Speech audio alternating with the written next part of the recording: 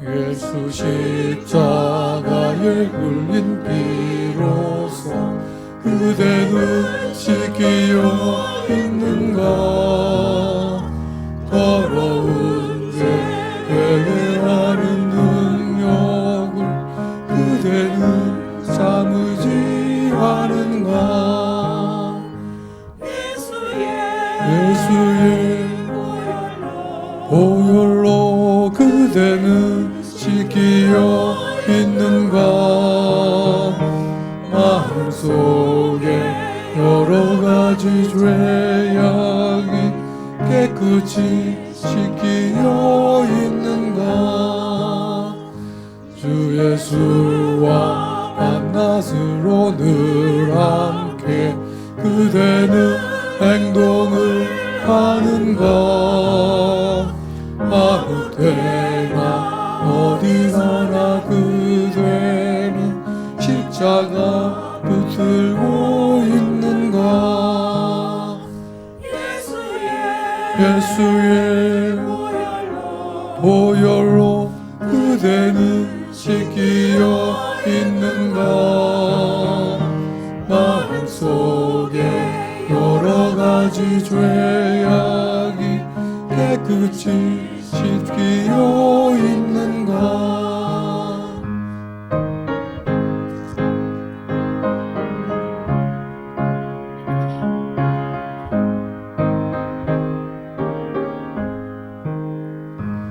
모든 죄에 더러워진 내 몸을 주 앞에 지금 다 벗어서 샘물나게 솟아나는 보혈로 눈보다 더 이게 씻으라.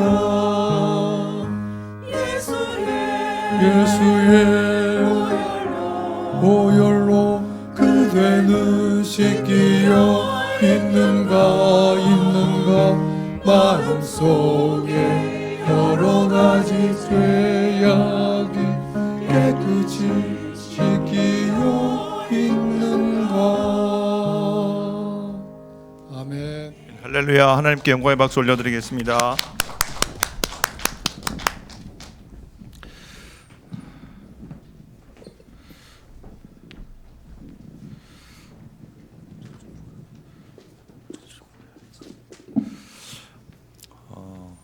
스트리밍이 오늘도 잘 안 되네요.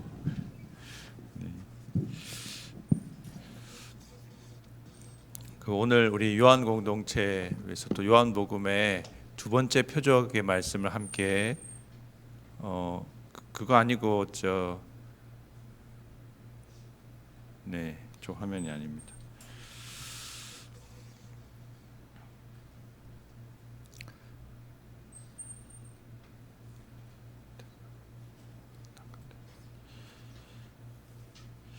예수님께서 이제 이 요한복음은 다른 복음서와 달리 예수님이 유다 지방과 갈릴리 지방을 여러 번 왔다 갔다 하신 것이 드러나거든요. 요한복음 2장에 갈릴리 가나에 계셨다가 또 예루살렘 성전에서 성전을 정결케 하시는 사건. 이제 물론 요한복음은 다른 복음서는 사실 전반부에 거의 갈릴리 지역에서 사역하시다가 나중에 이 후반부에 가서 유대 지방에서 가서 예수님 예루살렘에서 십자가 지시는 것으로 그렇게 주로 묘사가 되어 있는데, 요한복음을 보면 예수님이 절기 때는 예루살렘으로 내려가셨다는 것을 알 수 있습니다. 예수님의 공생애가 최소한 3년 정도, 3년 반 정도 된다는 것을 확인할 수 있는 것은 요한복음을 통해서거든요. 그래서 지금 오늘 말씀도 우리가 3장에서 예루살렘 유다 지방에서 계시다가 4장에서 갈릴리 다시 사마리아를 지나서 수가성녀를 만나시고 그리고 갈릴리 지방으로 들어오시는 지도 한번 보겠습니다. 지도에 보면 우리가 오늘 사건의 배경이 되는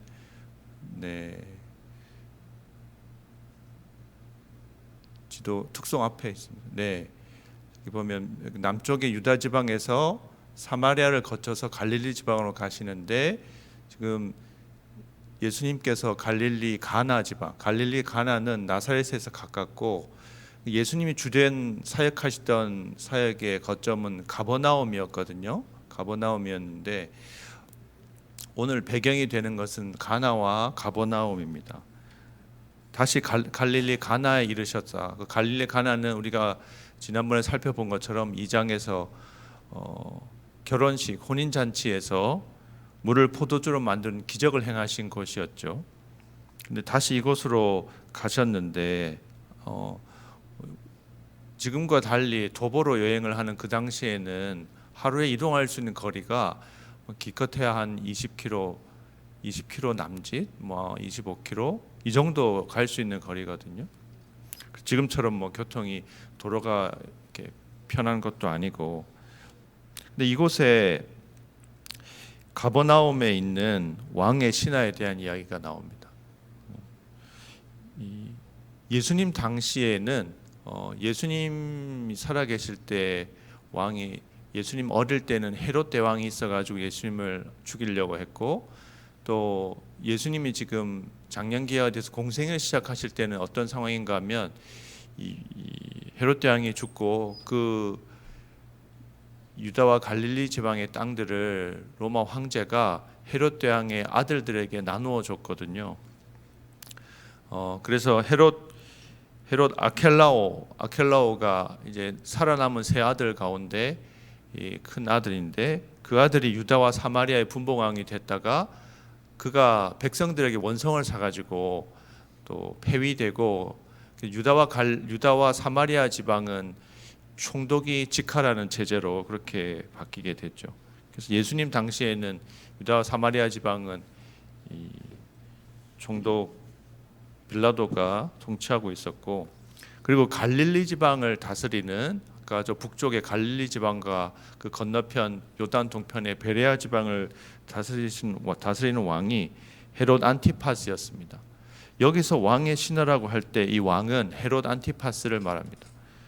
이 신하가 누구인지는 뭐 이름이나 다 언급이 되어 있지 않은데, 근데 그의 아들이 아마 그의 집은 가버나움에 있었나 봐요.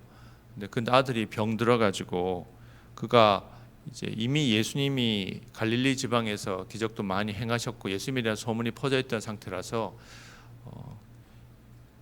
예수님께서 유다로 가셨는데 갈릴리로 돌아오셨다는 소문을 듣고 가나에 좀 머무셨던 거죠. 예수님께로 찾아오게 됩니다. 찾아와서 내 아들의 병을 고쳐달라고. 아들이 거의 죽게 되었다고. 갈릴리에서 가버나움까지 거리가 한 34km 정도 된다고 하거든요. 그래서 실제로 하루 만에 가기에는 빠듯한 거리입니다.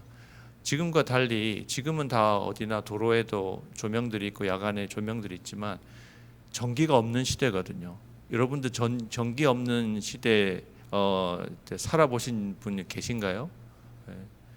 저녁이 되면 해가 지면은 이동하거나 할 수 없습니다. 그래서 일과 시간 해가 떠 있을 동안만 다녀야 되기 때문에 사실 이틀은 걸려야 갈 수 있는 거리인데 이 왕의 신하가 와서 예수님께 갈릴리 가나에 머물고 계신 예수님을 수소문에 찾아서 예수님께 병을 고쳐달라고 요청하게 되죠. 그런데 예수님이 이 왕의 신하, 그러니까 지체가 높은 사람이잖아요. 우리는 사실 그때 봤을 때 저 사람이 특별한 신분인가 하는 걸 알 수가 없지만 근대 이전의 사람들은 대개의 나라들에서는 신분에 따라서 입는 옷 자체가 달랐거든요. 네. 그래서 딱 봐도 이 사람은 그리고 왕의 신하니까 당연히 같이 수행했던 수행도 있을 테고 지체가 높은 사람이라고 우리가 짐작할 수 있죠. 만약에 우리 교회에 유황시 국회의원이 누군지 아시죠? 현재 뭐 모르셔도 상관은 없는데요. 만약에 국회의원이 왔다. 국회의원이 혼자 오겠어요? 비서랑 뭐 수행원들이랑 오겠죠. 또 그렇게 와가지고 이렇게 오게 되면 우리가 어떻게 대할까요? 다분히 좀 이렇게 잘 대하고 긴장하고 이렇게 대하지 않겠어요? 근데 예수님의 모습은 굉장히 우리가 기대하지 못하는 그런 불친절한 모습이에요. 48절 말씀에 보니까 예수님께서 뭐라고 그러냐면 너희는 표적과 기사를 보지 못하면 도무지 믿지 아니하리라.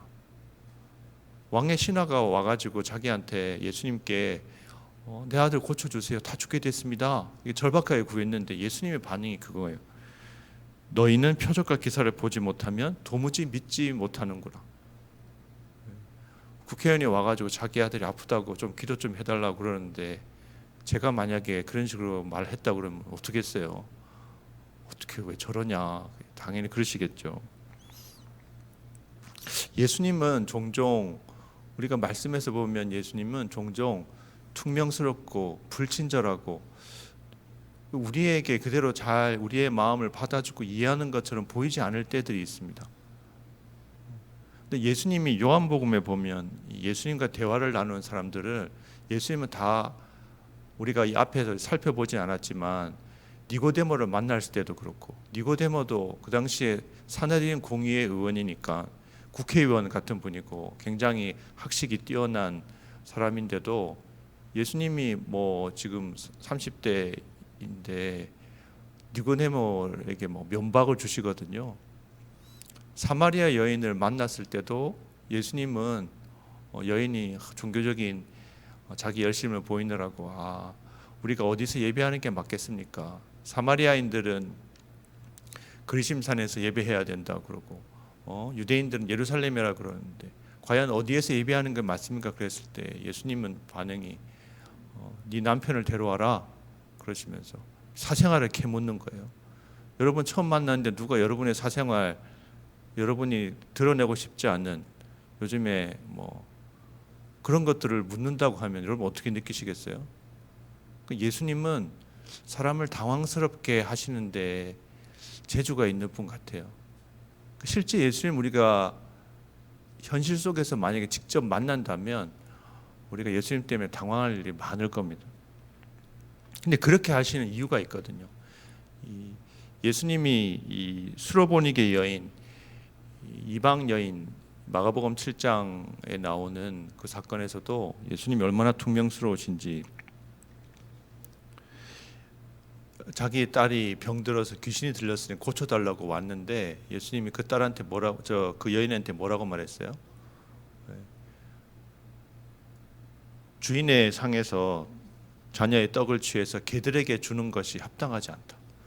여인이 앞에 와 있어 요청하는데 여인 보고 대놓고 지금 개라고 말하는 거예요. 이렇게 무례한 경우가 어디 있겠어요? 그러니까 우리의 상식이나 우리의 도덕관념으로서는 때로는 예수님이 이해되지 않는 모습을 사실 보이기도 합니다. 그렇게 하시는 이유는 예수님의 관심은 근본적으로 우리의 영적인 문제, 우리의 믿음을 불러일으키는 데 있거든요. 그러니까 예수님이 쉽게 우리가 주님을 만났을 때 주님을 체험하는 과정에 우리 속에 있는 우리가 가지고 있는 기존의 틀들이나 생각들이나 우리 자아의 껍데기들이 깨어지는 과정을 통해서만 주님이 우리를 만나 주시고 우리 가운데 일하신다는 거예요. 근데 그게 깨지지 않고 내가 누군데 예수님 나한테 이렇게 돼? 이런 태도를 가지고는 주님을 주님으로 우리가 경험하고 주님의 은혜를 체험할 수가 없다는 것을 기억하실 필요가 있습니다. 신앙생활을 하면서 여러분이 하나님 예수 믿는데 때로는 교회에서 내가 왜 이런 대접을 받나 이런 느낌을 가지실 때도 있잖아요. 그리고 목회자인 제가 지혜롭지 못해가지고 여러분에게 상처를 드릴 때도 있을지 모르겠어요. 근데 초점을 중요한 거는 예수님은 시종일관 뭐가 중요한지 뭐에 초점을 맞춰야 되는지 계속 우리에게 말씀하시고 가르치시길 원하시거든요. 예수님의 불친절함, 예수님의 퉁명스러움은 무례한 것이 아니고 우리에게 본질에 집중하게 하시고 우리 안에 믿음을 불러일으키는 우리의 자아의 껍질을 깨고 하나님의 역사에 대한 간절한 믿음을 불러일으키는 데 초점이 있습니다. 여러분이 운동을 해보셨겠지만 운동을 혹시 웨이트 트레이닝 같은 걸 해보신 분들은 이렇게 웨이트 트레이닝 할 때 요령 중에 하나가 어떤 이렇게 셋을 정해놓고 이렇게 하잖아요. 하면 이제 근력이 늘려면 내가 힘들어서 못할 때 한 번 더 하는, 그래서 근력이 향상되려면 최대 근력의 최소한 60% 이상은 써야 된다는 거예요.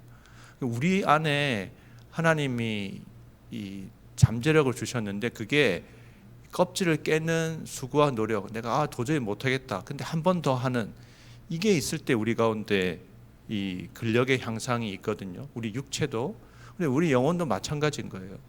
40일 특별 새벽기도, 사실 새벽에 여러분들 나오시라고 하는 게 얼마나 무리한 일이에요. 근데 이게 믿음의 근육을 키우는 일이고, 아니 왜 새벽기도를 온라인으로 하면 되지 현장에서 해야 되냐? 제가 토요일 날은 더 나오시라고 하니까 오늘 더 많이 나오셨네요. 감사합니다. 근데 그게 우리의 가지고 있는 생각의 틀들을 깨뜨리는 거거든요. 우리의 믿음이 성장하려고 자라려면요, 우리의 한계를 넘어서는 시도로 노력을 할 필요가 있는데, 그 여러 가지 영적인 방법 중에 하나가 기도이고, 새벽 기도나 철야 기도, 예수님이 본을 보여주신 그런 기도의 방법들은 우리가 하나님의 은혜를 체험하는 좋은 기회가 되거든요. 우리 교회에 그래도 너무 감사하게 이런 40일 특별 새벽 기도가 할 때 많은 교우들이 현장에서 또는 실시간으로 지금도 참여, 오늘은 그 영상이 안 나와서 또 허탕 치시겠네요. 여러분들이 또. 근데 예수님이, 우리가 표적과 기사에 대해서 예수님의 사역에 굉장히 중요한 부분이 표적을 행하신 거거든요. 사람들이 예수님을 많이 따랐던 것도 표적과 기사를 행하기 때문인데, 근데 예수님의 기적은 병을 고치시는 것, 귀신을 쫓아내시는 이런 기적들은 사실 예수님의 긍휼하심의 표현이라는 사실을 기억할 필요가 있습니다. 예수님이 성경에 기적을 행하시는 것들에 대해서 마태복음에서도 예수님의 사역을 정리하면서요, 예수님이 회당에서 가르치시고 천국 복음을 전파하시고 모든 병과 모든 약한 것을 고치셨다 이렇게 말하고, 그 다음에 뭐라고 그러시냐면, 무리를 보시고 불쌍히 여기시니 이는 그들이 목자 없는 양과 같이 고생하며 기진함이라. 또 예수님께서 병자를 고치실 때 마태복음 14장에서 예수께서 나오사 큰 무리를 보시고 불쌍히 여기사 그 중에 있는 병자를 고쳐주시니라. 주님이 우리를 어떻게 보시는가, 우리를 긍휼히 여기시고 보시기 때문에 우리 가운데 치유의 기적을 행하시는 분이라는 사실을 꼭 기억하시면 좋겠습니다. 그런데 사람들의 관심이 주님이 행하시는 표적과 기적에, 여러분들 신기한 거 보고 싶으시죠? 뭔가 어디에선가 누가 병이 났다고 하더라. 우리 한국 교회가 성장할 때 우리나라에서 가장 큰 교회를 이룬 여의도에 있는 어떤 교회 같은 경우엔 그 담임 목사님이 신유의 은사가 있다고 널리 알려져 있잖아요. 매주 집회 때마다 가보면 그 교회 가보신 분 계신가요? 네. 저는 안식 올 때 한번 가봤었는데요. 매 집회 때마다 치유를 위해 기도를 다 하시더라고요. 물론 근데 그래서 치유의 역사가 나타나니까 사람들이 굉장히 많이 몰리는 거예요. 그렇지만 주님이 우리에게 복음서를 통해서 보여주시는 건, 주님의 치유는 우리를 불쌍히 여겨주시기 때문에 이루어지는 것인데, 그 치유의 기적이 많이 나타난다고 해서 꼭 그 사람들이 예수님을 제대로 잘 믿게 되느냐, 또 그런 거는 아니라는 거예요. 지금 말씀의 배경이 되었던 그 왕의 신하가 가버나움에서 왔잖아요. 가버나움에는 예수님이 기적을 행하는 분이라는 게 다 알려져 있었어요. 그러니까 당연히 왕의 신하도 예수님을 찾아와야 되겠다 이렇게 했겠죠. 근데 가버나움에 대해서는 예수님이 굉장히 부정적인 말씀을 하세요. 마태복음 11장에 보면, 가버나움아 내가 하늘에까지 높아지겠느냐, 음부에까지 낮아지리라. 내게 행한 모든 권능을 소돔에서 행하였더라면 그 성이 오늘까지 있었으리라. 이게 무슨 말씀이에요? 가버나움에서 예수님이 기적을 많이 행하셨거든요. 병자도 고치시고 귀신도 쫓아내셨는데 그 사람들이 예수님을 믿지 않았다는 거예요. 여러분 상상이 되시나요? 여러분, 예수님이 여러분의 가족 가운데 중한 병들을 고치셨는데 그럼 예수님 잘 안 믿을 것 같아요? 근데 그런 사람들이 많다는 거예요. 우리도 별로 다르지 않을 수 있습니다. 그 차이가 뭘까요? 병이 낫고 난 다음에 그 다음에 어떻게 하느냐, 예수님을 따르느냐 따르지 않느냐의 차이가 있어요. 많은 사람들이 한국교회가 성장하는 과정에 하나님이 한국교회에 치유의 은사를 많이 주셨어요. 기적이 많이 일어났거든요. 저도 어릴 때 현신의 권사님 그 치유 집회 할머니 따라서 어머니 따라서 간 기억이 나는데요. 진짜 암덩어리를 이렇게 막 이렇게 빼더라고요. 근데 하여튼 그런 기적을 체험해도 내가 예수님 따라 살겠다, 주님의 제자로 살겠다 이렇게 사는 게 아니면 나중에 과거의 모습으로 돌아가고요. 병이 나았다가도 또 과거의 모습으로 또 돌아가요. 그래서 예수님을 따르던 사람들, 기적에 대해서 오병이어의 기적을 체험한 사람들이 처음에 보인 반응이 뭔지 아세요? 아, 예수님을 우리의 왕으로 삼아야 되겠다 이렇게 생각한 거예요. 우리의 삶의 문제를 해결해 줄 왕으로 삼아야 되겠다. 그래서 예수님이 그들을 다 떠났어요. 왕으로 삼으려고 하니까 그들을 떠나서 예수님 산으로 가셨어요. 그리고 그 기적의 사건이 있고 난 이후에 또 예수님이 이 바다 풍랑이 몰아치는 바다를 갈릴리 호수를 건너서 잠잠케 하고 가버나움으로 돌아오셨거든요. 근데 가버나움까지 그 건너편에 있던 사람들이 예수님을 찾아서 온 거예요. 예수님이 떠나버렸으니까 그 다음 날 돼가지고. 그래서 그때 우리 유명한 이 가버나움에서 사람들에게 예수님이 오병이어의 기적을 왜 행하셨는지를 설명하시거든요. 그게 우리가 늘 성찬마다 같이 읽는 그 말씀이에요. 나는 생명의 떡이다. 이 떡을 먹으면 내 살을 먹고 내 피를 마시면 너희들이 영생을 얻을 것이다. 사람들이 그 말을 이해를 못했거든요. 아, 우리한테 하나님 기적이나 베풀어 주시지 이게 또 무슨 말이야? 근데 주님이 그랬어요. 살리는 것은 영이니 육은 무익하다. 우리가 육의 것에 관심이 있는 한은 아직 예수님을 제대로 알지 못하고 만나지 못한 거예요. 우리의 주님께 찾아오게 되는 최초의 이유는 우리가 질병이 든다든지 경제적인 어려움이 있다든지 인간관계가 망가져서라든지 삶의 답답함 때문에 찾아오게 되는데, 그런 문제가 해결되는 것 자체가 주님의 목적이 주님의 뜻이 아니라는 것을 더 궁극적으로 그 너머에 우리에게 기대하는 것이 있거든요. 영원한 생명을 주시기 원하는 것, 영생을 삶을 주시기 원하고 주님과 함께 전혀 다른 종류의 삶을 살도록 하시는 것.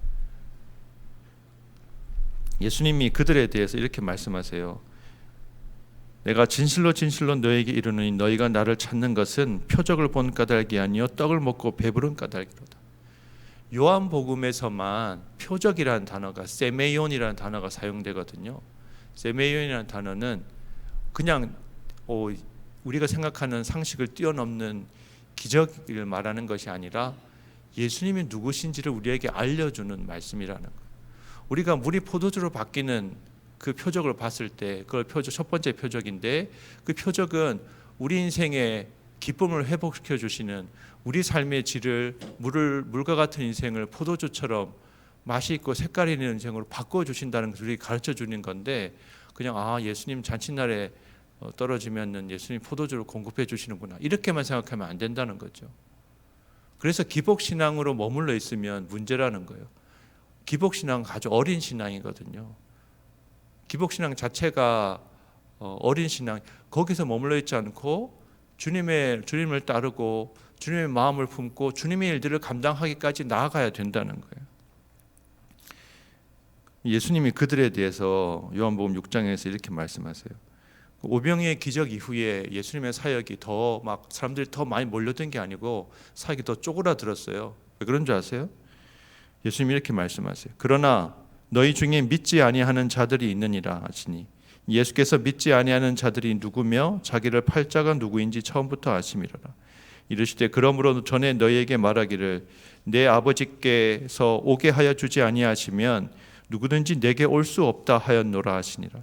그때부터 그의 제자 중에서 많은 사람이 떠나가고 다시 그와 함께 다니지 아니하더라. 많은 사람들의 병을 예수님이 고쳤어요. 근데 많은 사람들이 자기 문제 해결되고 나면 그 다음에 끝인 거예요. 자기 삶의 현장으로 돌아갔어요. 예수님을 따르지 않았어요. 여러분은 어떠시겠어요? 여러분 삶에 하나님이 해결해 주기 원하시는 기도의 제목이 있으신가요? 현실적인 문제가 있으신가요?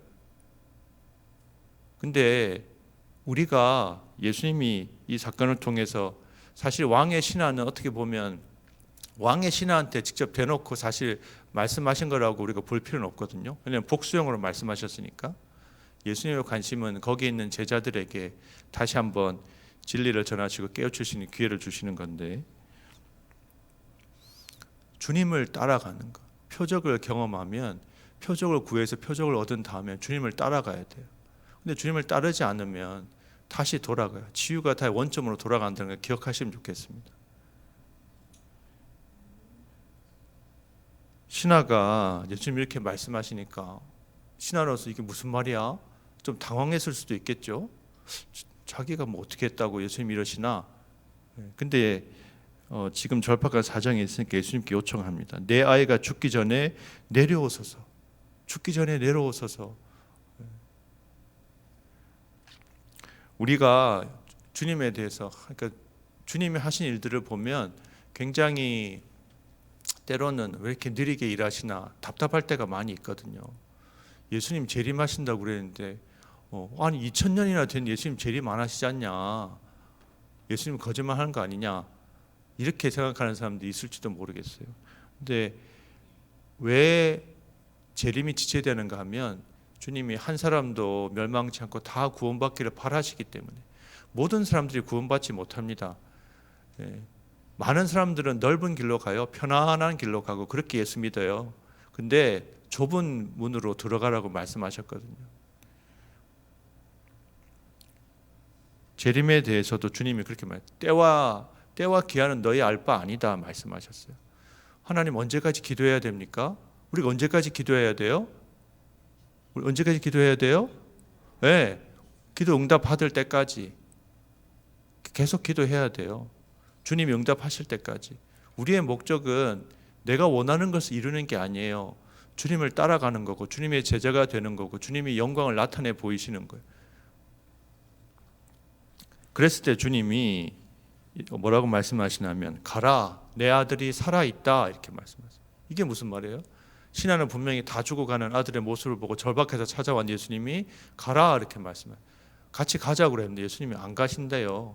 가라, 내 아들이 살아있다 이렇게 말씀하세요. 근데 놀랍게도 이 사람이 예수님이 하신 말씀을 믿고 갔다고 이야기합니다.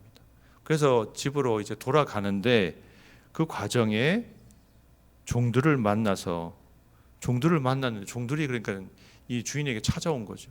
왜냐하면 이 아이가 죽어가던 아이가 살아났기 때문에, 회복되었기 때문에, 그래서 그 소식을 전하려고 찾아온 거예요. 예수님이 원격 진료를 하신 거죠. 비대면 진료를 하신 거예요. 우리가 생각할 예수님이 병을 고치시는 이 복음서의 기록을 보면 굉장히 다양한 방법으로 고치세요. 본인의 믿음을 보고 고치시기도 하고, 본인 믿음이 모르지만은 중풍병자의 경우에 내 친구가 그를 들새고 왔을 때 그들의 믿음을 보시고 고쳐주시기도 하고, 어떨 때는 침을 뱉어 고치시기도 하고, 진흙을 발라 고치시기도 하고, 어디 가서 맹인한테 실로암 모세가 씻으라, 맹인 보고 그까지 갔다 오라 그러면 얼마나 불편해요. 그냥 바로 고쳐주지 왜 그까지 가라고 그래. 우리 같으면 그렇게 반응하겠죠. 예수님이 정말 다양한 방법으로 고치셨다는 거. 주님은 늘 우리가 생각하지 못하는 방법으로 일하시는 분이랍니다. 그 사실 여러분들 꼭 기억하시기 바랍니다. 우리를 놀라게 하시는 분, 기적은 주님이 행하셨다고 우리가 고백하게 만들게 되기 때문에 그것이 기적인 거거든요. 예수님께서 원격 진료를 하신 경우가 이 경우만 있는 게 아니었어요. 백부장의 종의 경우에도 주님이 말씀으로만 고치셨어요. 가장 이 경우는 조금 경과는 좀 다르긴 하죠. 또 수로보니게 여인의 딸을 고치실 때도 그 딸, 귀신 들린 딸이 함께 있지 않았거든요. 근데 말씀으로 고쳤어요. 중요한 건 주님이 어떤 경우에 치유 역사를 이루시느냐, 주의 말씀에 믿음으로 순종하고 받아들이는 사람에게 역사를 이루신다는 거예요. 네. 그 낫기 시작한 때를 물었더니 어제 7시에 열기가 떨어졌다. 7시라는 말이 그 당시에 시간을 계산하는 방법은 밤의 시간과 낮의 시간을 따로 계산하거든요. 우리는 지금 24시간제로 하지만 아침의 시작이 아침 6시부터 시작해요. 그래서 7시가 언젠가 하면 오후 1시입니다. 오후 1시 정도에 이 왕의 신하가 예수님께 찾아왔는데 그때 이 이야기 나눌 때 이 아이가 열기가 떨어졌다는 거예요. 그래서 그런 상황들을 알았을 때 집에 돌아가서 얘기를 나눠보니까 온 가족들이 아들이 낳은 것 때문에 어떻게 낳은지 몰랐는데 예수님이 여차저차해서 내 아들이 낳았다. 그때 그러셨다. 그랬더니 보니까 낳았더라. 이렇게 이야기를 하고 자기와 온 집안 사람이 다 예수님을 믿게 됐다고 이야기합니다. 근데 이 왕의 신하가 누군지 성경에 이름이 나와 있지 않은데요. 근데 우리가 간접적으로 짐작해 볼 수 있는 기록들이 있어요. 왜냐하면 예수님을 따랐던 제자 가운데 지체가 높은 사람이 있거든요. 누가복음 8장에 보면 예수님을 따랐던 12제자 외에 많은 여인들이 예수님을 따르며 예수님께 수종 들었어요. 근데 3절에 보면 헤롯의 청지기 구사의 아내 요한나와 헤롯의 청지기 구사의 아내가 언급이 되고 있습니다. 그래서 어떤 분들은 이 왕의 신하 자기 아들이 병이 났고 온 가정이 예수님을 믿은 그 왕의 신하가 바로 헤롯의 청지기 구사가 아닐까 이렇게 짐작을 합니다. 자기 아들이 낳았으니까 그 어머니 이제 팔짱 끼고 예수님 따라다니면서 예수님이 필요한 것 수종들. 예수님은 병 고쳤다고 이렇게 뭐 따로 돈을 받거나 이러시진 않았죠. 물론 예수님이 다닐 때 돈통이 있었기 때문에 사람들이 이렇게 기부한 것에 대해서는 받아서 잘 하셨을 것 같긴 한데요. 근데 예수님이 다니면서 인자는 머리 둘 것도 없다. 예수님은 생활 대책이 전혀 없이 사셨는데 여기 있는 요한나와 수산나와 다른 여자들이 자기들의 소유로 예수님을 섬겼다고 이야기하거든요. 그들 가운데 처음 언급된 헤롯의 청지기 구사의 아내 요한나가 아마 왕의 신하의 아들이 아니었을까. 네, 이거는 뭐 추측입니다. 가능한 추측이고 명시적으로 이야기하고 있지 않기 때문에 우리가 그렇게 짐작해 볼 수 있는데요. 우리가 하나님 앞에 우리의 믿음을 돌아봤으면 좋겠습니다. 하나님이 내 문제를 해결해 주고 만약 그 램프의 요정 지니처럼 내 문제를 해결해 주는 하나님으로 주님으로만 우리가 혹시 기대하고 있지 않는지. 그래서 어떤 분들은 주님이 내가 이런 걸 바랬는데 안 들어주시니까 제대로 안 믿어야 되겠다. 이런 분도 있을 수 있거든요. 그런데 중요한 것은 주님이 말씀하실 때 그것을 믿음으로 받고 행동으로 옮기는 말씀에 순종하는 믿음이 우리에게 있느냐. 결국은 우리는 주님을 따르고 주님과 함께 믿음 이후의 여정을 살도록 부름받은 사람들이거든요. 그렇다고 교회에 늘 나오라고 말씀드리는 게 아니고요. 중요한 건 새벽 기도도 교회에 나오시도록 하는 건 영적 훈련 때문이지 이 훈련이 충분히 되신 분들은 교회에 안 나오고 집에서 그냥 기도하셔도 괜찮아요. 근데 경험적으로 우리 영적 훈련이 되는데 내가 하루의 시작을 주님께 드리는 훈련이 되는 데는 시간이 많이 소요됩니다. 몇 개월 가지고도 다시 안 되고 몇 년은 드려야 돼요. 그래서 저는 우리 성도들이 주님 앞에 믿음을 드리고 단지 그냥 주님이 우리 가운데 뭔가 특별한 일을 행하시기를 바라는 수준이 아니라 그것을 넘어서서 주님을 따르고 주님의 제자들처럼 예수님의 제자들이 주님께 고백한 것이 사람들이 다 떠나갈 때 너희도 가려느냐 이렇게 물었을 때 주님이 뭐라고 그랬냐면 제자들이 영생의 말씀이 주님께 있으므로 우리가 누구에게로 가겠습니까? 라고 끝까지 머물러 있었거든요. 우리 요한 공동체와 오늘 새벽기도 참여하신 모든 분들은 순종하는 믿음, 말씀에 응답하는 믿음을 가지시기를 주님의 이름으로 축복합니다. 네, 주님이 기적도 행하시는데 우리 가운데 역사하시는데 믿음 있는 자를 찾으세요. 믿음 있는 자를 통해서 치유의 역사도 이루시고 삶의 문제도 해결하시고 우리 인생이 달라지길 바라거든요. 주님 할 수 없을 것 같아요. 이건 도저히 안 될 것 같아요. 그렇게 머물러 계시지 마시고 주님 믿습니다. 나의 믿음 없음을 도와주십시오. 나는 도저히 성경 암송할 수 없어요. 그렇게 말씀하지 마시고 주님 암송하겠습니다. 지혜를 주십시오. 믿음을 주십시오. 기억력을 주십시오. 이렇게 한번 해보십시오. 그러면 주님께서 우리의 삶에 놀라운 기적을 이루시고 주님만이 우리의 구원자 되시고 우리의 삶에 놀라운 일을 이루시는 분이심을 나타내 보일 줄 믿습니다. 이 시간에 우리 같이 기도할 때 하나님, 우리가 단지 문제 해결을 바라고 표적을 구하는 믿음에 머물러 있지 않게 하시고 주의 말씀에 순종하는 자 되게 하옵소서. 주의 말씀이 당장 이해되지 않는다 하더라도 우리가 주님의 우리를 향한 긍휼하심과 신실하심을 믿고 순종하는 믿음으로 우리의 믿음이 성장하고 자라게 하옵소서. 주여 부르짖고 같이 기도하고 우리 토요일 날 우리 목장들을 위해 8개 목장이 있습니다. 토요일 날은 우리 목자들이 다 나와서 같이 기도하면 좋겠는데 하나님 은혜 주셔서 우리 목장들마다 서로 모이기를 힘쓰고 사랑과 선행을 격려하며 서로 기도 가운데 성령의 교통하심을 경험하는 목장들 되게 해주시고 또 우리가 우리 삶에 또 영혼 구원을 위해서 헌신할 수 있는 저희가 목장들 다 되게 해달라고 주여 부르짖고 같이 기도하도록 하겠습니다. 주여! 하나님 아버지 감사합니다. 하나님 아버지, 갈릴리 가나에서 가버나움에 있는 왕의 신하가 찾아와서 자신의 아들을 고쳐달라고 하였을 때 하나님 주님께서 말씀으로 가버나움에 있는 그 아들을 치유하신 것을 보며 하나님 아버지, 우리 가운데도 주님이 역사하시는 것을 보기를 원합니다. 그러나 우리 단지 표적과 신기한 일을 구하는 것이 아니라 우리의 삶의 문제가 해결되는 것을 바라는 것이 아니라 믿음으로 순종하고 주님을 따르고 하나님 주님을 섬길 수 있는 죄들을 질 수 있기를 원합니다. 하나님이여 말씀에 순종하여 하나님 아버지 기적과 표적이 나타나는 그런 믿음 갖게 하여 주옵소서. 하나님, 우리의 문제만 해결하는 것이 아니라 하나님 아버지 문제 해결을 넘어서서 주님을 따르며 주님의 제자로 살아가는 저희가 될 수 있기를 원합니다. 주님과 함께 멍에를 메고 하나님 주님께 배우고 주님과 동행하는 삶 살 수 있도록 하나님 은혜 베풀어 주옵소서. 우리를 통하여서 주님의 은혜와 주님의 긍휼하심이 주님의 역사가 나타나기를 소망하오니 하나님 아버지 우리와 함께하여 주옵소서. 우리의 공동체 8개 목장이 하나님 아버지의 사랑의 공동체, 믿음의 공동체로 세워지기 원합니다.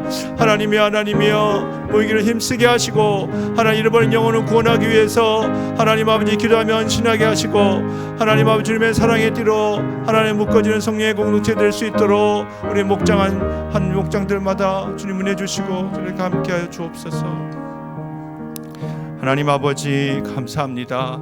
가버나움 왕의 신하의 아들의 병을 고치시고 우리 가운데 주님의 긍휼하심을, 우리 가운데 주님의 나라가 임재하심을 나타내 보이신 주여, 아버지 하나님, 우리의 삶에도 주님께서 역사하여 주옵소서.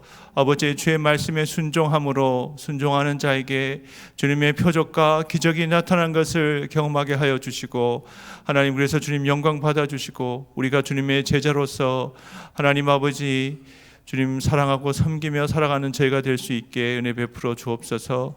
하나님, 우리 목장들이 8개 목장이 모일 때마다 하나님 성령의 임재가 있고 은혜가 있고 나눔이 있고 하나님 영적 성장이 이루어지는 그런 믿음의 공동체가 다 될 수 있도록 은혜 베풀어 주옵소서.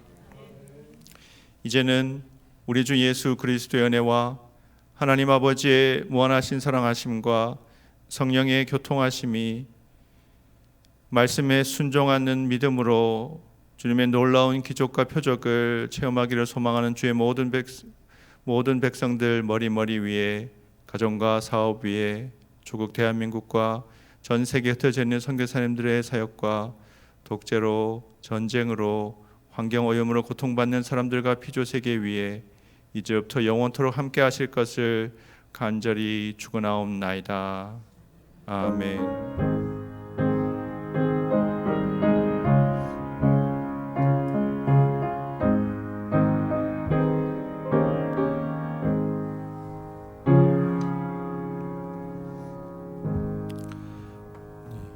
40분까지 기도하고 또 청소하겠습니다.